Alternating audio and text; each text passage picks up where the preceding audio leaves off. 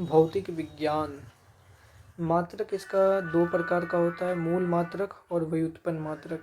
SI पद्धति में मूल मात्रक की संख्या 7 होती है और पहला तो लंबाई, द्रव्यमान, समय, ताप, विद्युत धारा, ज्योति तीव्रता और पदार्थ का परिणाम।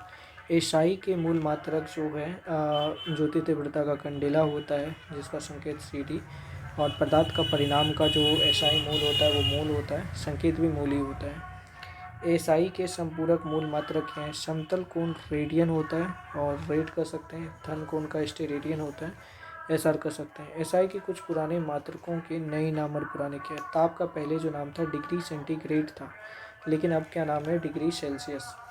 आवृत्ति का जो पुराना नाम था वो था कंपन प्रति सेकंड, CPS पुराना था, अभी क्या है, हर्ट्स। पहले था ज्योति तीव्रता का कैंडल शक्ति, CP कहते थे, अभी क्या है, CD नया है। समतलीय कोण की बात की जाए तो ये थीटा इज इक्वल टू चाप बराबर आर पे ही फोकस है, तो इसको ds चाप हो गया और r क्या हो गया, रेडियस। ठोस कोण भी सेम ही इसी तरह होता है, d ओम बराबर dA यानी कि चाप बटे r², ये एरिया के बारे में बता देगा। खगोलीय दूरी को मापने के लिए प्रकाश वर्ष का प्रयोग किया जाता है क्योंकि प्रकाश का चाल हमेशा एक समान रहता है। प्रकाश वर्ष दूरी का मात्रक क्या होता है, एक प्रकाश वर्ष बराबर होता है 9.46 इंटू 10⁻15 मीटर।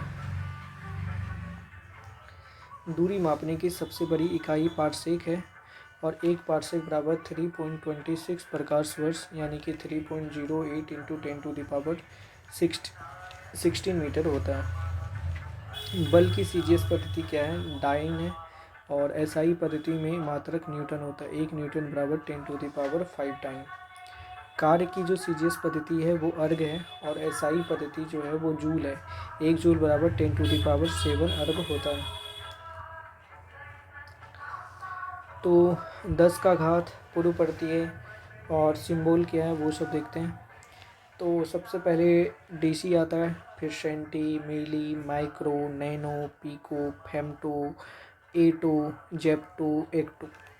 उसी तरह यहाँ से देखा जाए तो ये आता है deca, hecto, kilo, mega, giga, tera, peta, exa, zetta और योटा। विभिन्न भौतिक राशियों की विभा और भौतिक राशि और विमीय सूत्र। वेग का जो होता है m0 होता है यानी कि मास 0, लेंथ भी 1 होता है और T⁻⁻1 होता है। त्वरण का भी सेम ही होगा, बस यहाँ पर -2 हो जाएगा और इसमें m0 होता है। बल में m यानी कि मास का भी कंट्रीब्यूशन हो गया -2। आवेग में ये टाइम -2 नहीं होके ओनली -1 होगा। कार्य और ऊर्जा कार्य और ऊर्जा में क्या होगा, जो लेंथ है उस पर भी फोकस होता है, तो L² T⁻²। शक्ति में mL2 L-3। संवेग में mL_T-1 आवेग की तरह। दाब और प्रतीय बल में किसकी तरह, mL⁻⁻1 T⁻²। प्रतिस्थापकता गुणांक में भी यही होता है, mL-1 T⁻²। पृष्ठ तनाव में लेंथ का कोई मतलब नहीं है, मास चाहिए और टाइम T-2। वेग प्रवणता में देख ले तो मास और लेब का कुछ नहीं है, मतलब ये असली है टाइम T-1। श्यानता गुणांक में m चाहिए, L⁻⁻1 T⁻⁻1। कोणीय वेग में भी m0 L0 T⁻⁻1। जड़त्व आघूर्ण में mL2 टाइम का कोई मतलब नहीं है। कोणीय संवेग की बात की mL2 T⁻⁻1। बल आघूर्ण की बात की जाए mL2 T⁻⁻2। ऊर्जा घनत्व की बात की जाए तो mL⁻⁻1 और T⁻⁻2। पलायन वेग में मास का कोई कंट्रीब्यूशन नहीं है, L और T⁻⁻1। कोणीय वेग में मास L⁻2 T⁻⁻1। गुरुत्वीय नियतांक में m⁻⁻1 L⁻3 और T⁻⁻2। प्लांक नियतांक में mL⁻2 T⁻⁻1। प्रतिरोध में mL2 T⁻⁻3 A⁻⁻2 A⁻⁻1। बाकी विद्युत क्षेत्र mL T⁻⁻3 होते हैं। गति में है अदिश राशि, सदिश राशि, दूरी, विस्थापन, चाल, ये औसत चाल हो गया, ये भी है औसत चाल। और त्वरण में एक चीज़ है कि यदि समय के साथ वस्तु का वेग घटता है तो त्वरण ऋणात्मक होता है, जिसे मंदन कहते हैं। प्रक्षेपी गति क्या होता है? जब कोई पिंड एक मतलब कि एक नियत त्वरण के अंतर्गत गति करती है जिसकी दिशा पिंड के वेग की दिशा से अलग होती है, तो पिंड के वेग का परिणाम एवं दिशा दोनों समय के साथ बदलते रहते हैं। इसके कारण पिंड एक समतल में वक्र पथ पर गति करता है। इसकी गति को क्या कहते हैं? प्रक्षेपी गति कहते हैं, और इस पथ को कहते हैं प्रक्षेपी पथ। जैसे कि धनुष से कोई छूटा हुआ बाण है, वो कैसे जाएगा? वो परवलय आकार में जाएगा, तो इसका आकार भी हमेशा परवलयाकार ही होता है। जैसे हवाई जहाज से गिराया गया बम है, वो सीधा नहीं जाके वो परवलयाकार गिरेगा, तो क्योंकि उसमें गति होता है। तोप से छूटा हुआ गोला भी इसी तरह जाता है। प्रक्षेप जो गति है ना, वो द्विविमीय गति है और एक समतल में गति है मान के चलते हैं। प्रक्षेप को अधिकतम दूरी तक फेंकने के लिए उसे क्षितिज से 45 डिग्री के कोण पर ऊपर की ओर प्रक्षेपित करनी चाहिए, और प्रक्षेपण कोण 0 और 90 डिग्री माइनस थीटा दोनों के लिए क्षितिज पारस समान ही होता है। और प्रक्षेप्य पथ के उच्चतम बिंदु पर वेग और त्वरण के बीच 90 डिग्री का कोण बनता है। वृत्तीय गति नॉर्मल है। कोणीय वेग, त्वरण की जो दिशा होती है वेग की दिशा के लंबवत होती है। कोणीय वेग, वृत्ताकार मार्ग पर गतिशील कण को वृत्त के केंद्र से मिलाने वाली रेखा 1 सेकंड में जितनी कोण से घूम जाती है उस कण को कोणीय वेग कहते हैं मेनली, और इसको ओमेगा से प्रकट करते हैं। ओमेगा बराबर थीटा बाई टी हो जाएगा। और W is equal to 2πn तो पता ही है, और इसको 2πn लिख सकते हैं। और रेखीय चाल कैसे हो जाता है? तो कोणीय चाल गुना त्रिज्या हो जाता है, ओमेगा मल्टीप्लाई आर। न्यूटन का प्रथम गति नियम 1687 में अपनी पुस्तक प्रिंस पिया द्वारा दिया गया था। न्यूटन का प्रथम नियम क्या है? जड़त्व का नियम है, गैलीलियो का नियम भी कहते हैं इसको। इससे बल का परिभाषा मिल जाता है, और फिर इसके बाद संवेग मोमेंटम आ जाता है, उससे पता चलता है बल के व्यंजक प्राप्त हो जाते हैं न्यूटन के द्वितीय गति नियम से। ठीक है, संवेग की बात कर ली जाए तो वेग गुना द्रव्यमान होता है इसका फॉर्मूला, और ऐसा ही मात्रा होता है किलोग्राम मल्टीप्लाई मीटर पर सेकेंड। किसी वस्तु के संवेग में परिवर्तन की दर उस वस्तु पर आरोपित बल के समानुपाती होता है। वे संवेग परिवर्तन बल की दिशा में होता है। ये भी सही है कि जो संवेग परिवर्तन जो होता है वो बल की दिशा में होता है। और फिर किसी स्प्रिंग में बल का व्यंजक क्या होता है? F इक्वल टू के एक्स, जहाँ के स्प्रिंग का बल नियतांक है। प्रथम नियम दूसरे नियम का ही एक है। न्यूटन का तृतीय गति नियम क्या है? प्रत्येक क्रिया के बराबर परंतु विपरीत दिशा में प्रतिक्रिया होती है। जैसे कि बंदूक से चलने पर बंदूक से गोली चलने पर चलाने वाले के पीछे की ओर धक्का लगना है। संवेग संरक्षण का सिद्धांत क्या है? कि यदि कणों के किसी समूह या निकाय पर कोई ब्रह्म बल नहीं लग रहा है तो उस निकाय का कुल संवेग नियत ही रहता है, अर्थात टक्कर के पहले और बाद का संवेग बराबर ही रहता है। आवेग क्या होता है? इम्पल्स क्या होता है? जब कोई बड़ा बल किसी वस्तु पर थोड़े समय के लिए कार्य करता है तो बल वो समय अंतराल के गुणनफल को किसका बल तथा समय अंतराल के गुणनफल को उस बल का आवेग कहते हैं। आवेग इज इक्वल टू बल गुना समय अंतराल, संवेग में परिवर्तन। अभिकेंद्रीय बल, जब कोई वस्तु किसी वृत्ताकार मार्ग पे चलती है तो वृत्त के केंद्र पे जो बल कार्य करता है उसको अभिकेंद्रीय बल कहते हैं। इसका होता है F is equal to mv² बटे आर। आर क्या है? आर क्या है? त्रिज्या उस वृत्त की। अब केंद्रीय बल क्या है? सेंट्रीफ्यूगल फोर्स, जो कि बाहर में लगता है। और बल आघूर्ण क्या है? मोमेंट ऑफ फोर्स, यानी कि बल द्वारा एक पिंड को एक अक्ष के परिध घुमाने की प्रवृत्ति को बल आघूर्ण कहते हैं। और किसी अक्ष के परिध एक बल का बल आघूर्ण उस बल के परिणाम तथा अक्ष से बल की क्रिया रेखा के बीच लंबवत दूरी के गुणनफल के बराबर होता है। यानी कि बल आघूर्ण बराबर हो जाएगा बल और आघूर्ण जो भुजा है उसका लंबाई।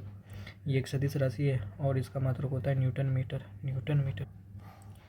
सरल मशीन, यह बल आघूर्ण के सिद्धांत पर कार्य करती है, जिसमें किसी सुविधाजनक बिंदु पर बल लगाकर किसी अन्य बिंदु पर रखे हुए भार को उठाया जाता है, जैसे कि उत्तोलक हो गया, घिरनी हो गया या अनक्तल हो गया। तो सबसे पहले उत्तोलक या लीवर के बारे में पढ़ते हैं। तो ये 3 तरह का होता है। एक होता है आलम्ब, आयास और भार, यानी कि fulcrum, effort and load. Fulcrum क्या होता है? कि जिस बिंदु के चारों ओर उत्तोलक की छड़ स्वतंत्र रूप से घूर सकती है उसको आलम्ब कहते हैं। जैसे यहाँ बीच में है तो फिर उसके चारों तरफ घूम सकती है। आयास क्या है? कि उत्तोलक के उपयोग में लाने के लिए उस पर जो बल लगाया जाता है उसको इफर्ट कहते हैं, जैसे कि यहाँ पर कोई बल लगा दिया आदमी जो है। एंड फिर इसके बाद भार क्या है? कि जहाँ पर भार दिया जाता है। उत्तोलक के प्रकार, उत्तोलक 3 तरह के होते हैं। एक होता है प्रथम श्रेणी का उत्तोलक, द्वितीय श्रेणी का उत्तोलक और तृतीय श्रेणी का उत्तोलक। प्रथम श्रेणी का उत्तोलक क्या होता है कि इस वर्ग के उत्तोलक में आलम्ब जो है यानी कि फलक्रम जो होता है एफ आयास ई तथा डब्ल्यू के बीच में स्थित होता है। द्वितीय श्रेणी में क्या होता है, जैसे कि कैंची हो गया, सिंडासी कील या फिर शीश छूला जो भी हो, इस वर्ग के उत्तोलक में एफ वो आयास के बीच में भार होता है, यानी कि भार को बीच में देता है। और जैसे कि सतौरा नींबू निचोड़ने वाला मशीन, तो वो द्वितीय श्रेणी का हो गया। तृतीय श्रेणी क्या होता है कि इस वर्ग के उत्तोलक में आलम्ब एफ भार डब्ल्यू के बीच में आयास ई होता है, यानी कि आयास जो होता है आयास यानी कि फड़ जो होता है वो बीच में लगाया जाता है, बाकी उठाया जाता है, जैसे कि चिमटा, मनुष्य का हाथ या जैसे कावड़ उठाते हैं। तो गुरुत्व केंद्र क्या है, तो गुरुत्व केंद्र पता है। और इसके बाद आते हैं संतुलन के प्रकार। संतुलन 3 प्रकार के होते हैं, स्थायी संतुलन, अस्थायी संतुलन और फिर है उदासीन संतुलन। तो स्टेबल संतुलन, अनस्टेबल संतुलन और न्यूट्रल संतुलन। तो यदि किसी वस्तु को उसकी संतुलन स्थिति से थोड़ा विस्थापित किया जाए और बल हटाते ही पुनः वो पूर्ण स्थिति में आ जाए तो अस्थायी, और उसी तरह सारी परिभाषाएं। कार्य ऊर्जा वो शक्ति, तो कार्य बराबर क्या होता है, बल गुना विस्थापन। W is equal to F into sin into cos theta. Cos theta क्या है कि जितना वो कौन बना लिया वो। Kinetic energy K is equal to 1/2 mv²। यदि दो पिंडों की गतिज ऊर्जा समान है तो अधिक द्रव्यमान वाले कम वेग वाले पिंड का संवेग अधिक होगा, यानी कि कम वेग वाले जो पिंड है उसका संवेग अधिक होगा। स्थितिज ऊर्जा, यानी कि स्थितिज ऊर्जा का स्थिर अवस्था में जो ताकत बना के रखता है, जैसे बांध में इकट्ठा पानी का ऊर्जा, घड़ी की चाबी में संचित ऊर्जा, स्प्रिंग में जो एक प्रकार की एनर्जी होती है वो स्थितिज ऊर्जा है। इसका मतलब कि फार्मूला है P is equal to mgh। M मतलब तो मास ही होगा, जी मतलब गुरुत्वजनित त्वरण and H is equal to ऊंचाई। ऊर्जा संरक्षण का नियम, तो ऊर्जा ना उत्पन्न किया जा सकता है ना नष्ट किया जा सकता है।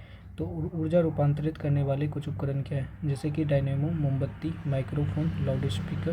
बताइए सर, संवेग एवं गतिज ऊर्जा में क्या संवेग है, क्या संबंध है। तो kinetic energy is equal to क्या हो जाता है, p² यानी कि गतिज संवेग का स्क्वायर बाय 2 इंटू मास, अर्थात संवेग को दुगना करने पर गतिज ऊर्जा 4 गुनी हो जाएगी। शक्ति, कार्य करने की दर को शक्ति कहते हैं। यदि किसी कर्ता द्वारा W कार्य t समय में किया जाता है तो कर्ता की शक्ति जो होती है W/t हो जाती है, जिसका SI मात्रक W होता है। इसका वैज्ञानिक था जेम्स वाट। और शक्ति इज इक्वल टू क्या होता है, वाट 10⁻⁷ अर्ग पर सेकेंड। शक्ति का एक और मात्रक है अश्वशक्ति। अश्वशक्ति की इकाई भी जेम्स वाट होती है, और एक अश्वशक्ति बराबर होता है 746 वाट या 550 फीट या LBS। 746 इंटू 10⁻⁷ अर्ग पर सेकेंड या 1 किलो वाट बराबर होता है 1.34 HP। वाट सेकेंड की बात की जाए तो 1 किलो वाट तो पता ही है 3.6 इंटू 10⁻6 जूल। और WS, WH, KWH ये सारा जो है कार्य ऊर्जा का मात्रक है। गुरुत्वाकर्षण में आते हैं, और न्यूटन के गुरुत्वाकर्षण का नियम तो पता ही है। तो फोर्स बराबर क्या हो जाता है, आकर्षण बल फोर्स बराबर हो जाता है गुरुत्वाकर्षण बल G, जो कि एक कांस्टेंट है, बाकी M1 और M2 यानी कि मास 1 मास 2 बाय R2 यानी कि उसके बीच का डिस्टेंस। और जी का मान क्या होता है 6 into 6 7 into 10⁻⁻11 newton metre square पर kg²। सार्वत्रिक गुरुत्वांक नियतांक का प्रयोग मान सबसे पहले हेनरी कैवेंडिश ने 1788 में निकाला था। और एक होता है ग्रेविटी जो होता है 9.8 मीटर पर सेकेंड स्क्वायर, ये एक त्वरण है। जी के मान में परिवर्तन, पृथ्वी के घूर्णन गति बढ़ने पर जी का मान कम हो जाता है, पृथ्वी की घूर्णन गति घटेगी तो जी का मान बढ़ जाएगा। ठीक, यदि पृथ्वी अपने वर्तमान कोणीय चाल से 17 गुना अधिक चाल से चले तो भूमध्य रेखा पर स्थित रखी वस्तु का भार 0 हो जाएगा, लेकिन ध्रुव पर जी के मान में कोई परिवर्तन नहीं होगा। ऐसी स्थिति में दिन की अवधि 24 घंटे से घटकर 1.4 घंटे यानी कि 84 मिनट की हो जाएगी। यदि पृथ्वी अपने कक्ष के परिध घूमना बंद कर दे तो जी के मान में ध्रुवों को छोड़ के सभी स्थानों पर वृद्धि हो जाएगी। लिफ्ट में पिंड का भार तो इम्पोर्टेंट नहीं है। गैलीलियो गैलीली ने सबसे पहले ये निष्कर्ष निकाला कि निर्वात में सभी वस्तुएं समान त्वरण के साथ गिरती है और एक ही समय पर जमीन पर पहुंचती है। ग्रहों की गति जो होती है दीर्घवृत्ताकार होता है। प्रत्येक ग्रह का एक क्षेत्रीय वेग होता है जो कि नियत होता है, और जब ये सूर्य के निकट होता है तो उसका वेग बढ़ जाता है, जब वो दूर हो जाता है तो उसका वेग कम हो जाता है। और परिक्रमण काल, सूर्य के चारों ओर ग्रह एक चक्कर जितने समय में लगाता है उसे उसका परिक्रमण काल कहते हैं। परिक्रमण काल का वर्ग यानी कि टी स्क्वायर ग्रह की सूर्य से औसत दूरी आर क्यू के अनुक्रमानुपाती होता है, यानी कि T square is equal to T square समानुपाती आर क्यू। तो अर्थात सूर्य से अधिक दूरी के ग्रहों का परिक्रमण काल भी अधिक होता है और सूर्य के निकटतम ग्रह बुध का परिक्रमण काल 88 दिन है। उपग्रह का केंद्रीय चाल, तो उपग्रह का जो कक्षीय चाल होता है ना, उसके द्रव्यमान पर निर्भर नहीं करता है। तो एक ही त्रिज्या के कक्षा में भिन्न भिन्न द्रव्यमानों के उपग्रह का चाल समान होगा। पृथ्वी तल के अति निकट चक्कर लगाने वाले उपग्रह का कक्षीय चाल 8 किलोमीटर पर सेकंड होता है। परिक्रमण काल बराबर क्या होता है कि कक्षा की परिधि क्या है बाय कक्षीय चाल। पृथ्वी के अति निकट चक्कर लगाने वाले उपग्रह का परिक्रमण काल 1 घंटा 24 मिनट का होता है। भू-अस्थायी उपग्रह कौन है? जो कि पश्चिम से पूरब की ओर जाती है, जिसका परिक्रमण काल पृथ्वी के परिक्रमण काल 24 घंटे के बराबर तथा कक्षीय वेग 3.1 किलोमीटर पर सेकंड होता है। और यह ग्रह पृथ्वी तल से 3600 किलोमीटर की ऊंचाई पर होता है। तो ये इम्पोर्टेंट है, जियो स्टेशनरी सैटेलाइट कहते हैं इसको। पलायन वेग, इसके वेलोसिटी, तो यानी कि पृथ्वी छोड़ने के लिए जितना बल की आवश्यकता होता है या वेग की आवश्यकता होता है उसको कहते हैं 11.2 किलोमीटर पर सेकंड। अर्थात पृथ्वी तल से किसी वस्तु को इतने किलोमीटर या इससे अधिक वेग से ऊपर किसी दिशा में फेंक दिया जाए तो वस्तु फिर पृथ्वी तल पर वापस नहीं आएगी। चंद्रमा पर पलायन वेग अलग है जो कि काफ़ी कम है, 2.35 किलोमीटर पर सेकंड। तो उपग्रह के लिए कक्षीय वेग क्या होता है? VO इज इक्वल टू, फिर ये हो जाएगा छोटी जी r और e। अर्थात पलायन वेग कक्षीय वेग का इतना गुना होता है। यदि किसी उपग्रह का कक्षीय वेग को इतना गुना यानी कि 41% बढ़ा दिया जाए तो वह उपग्रह अपनी कक्षा को छोड़कर पलायन कर जाएगा। पलायन वेग का मान वस्तु के द्रव्यमान और प्रक्षेपण कोण पे निर्भर नहीं करता है। प्रक्षेपण कोण पे भी निर्भर नहीं करता है, ना ही द्रव्यमान पे निर्भर करता है।